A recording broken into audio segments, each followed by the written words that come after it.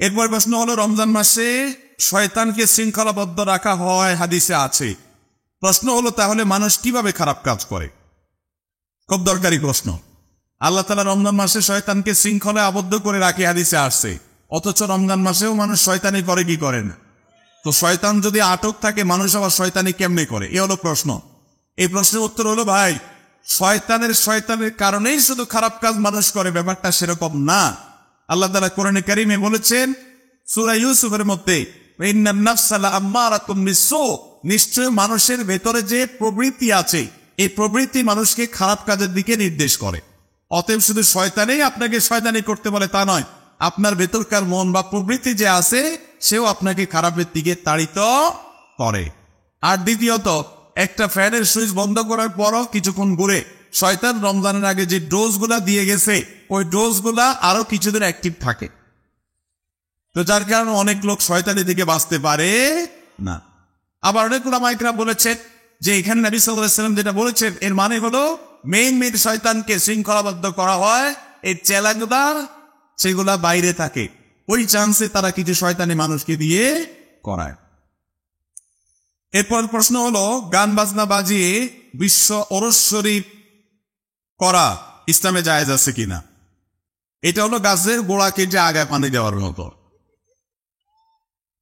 করতেছে গান বাজনা, নাচানাচি, অবৈধ ডলাডলি, মেশামেশি, হারাম কাজ, শিরক, কুফর, আবার নাম দিছে সেটা পবিত্র ওরস শরীফ। এটা যদি অপবিত্র না হয়, তো আল্লাহর জমিনে আর অপবিত্র কোনটা হবে? যেখানে আল্লাহ ছাড়া অন্য কারোর নামে পশু জবে হয়, সেটা কখনো পবিত্র হতে পারে।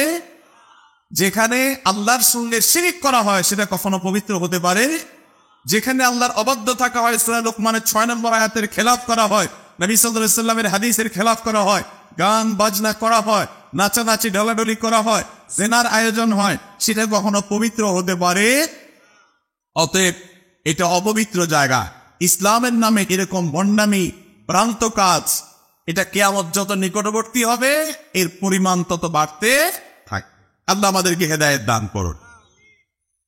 এরপরে প্রশ্ন হলো, আমি একজন ব্যবসায়ী, আমার একটা জেন্টস দোকান আছে। আসছে রমজানে আমাদের ব্যবসায়িক সিজনে আমাদের প্রচুর টাকা ইনভেস্ট করতে হয়, সেজন্য আমি কিছু টাকা নিতে চাই। আমার হাতে টাকা নাই, আমার আত্মীয়দের কাছে হাওলাত চেয়েছি, কোথাও পাই নাই।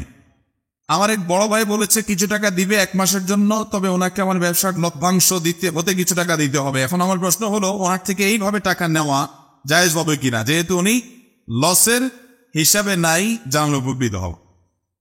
যদি আপনার বন্ধু আপনাকে টাকা দেয় ব্যবসায় আর বলে আমাকে লাভের ভাগ দিবা, তাহলে আপনি তাকে নিতে পারেন, এই শর্তে যে লাভ লস দুইটার ভাগ তুমি নিতে হবে।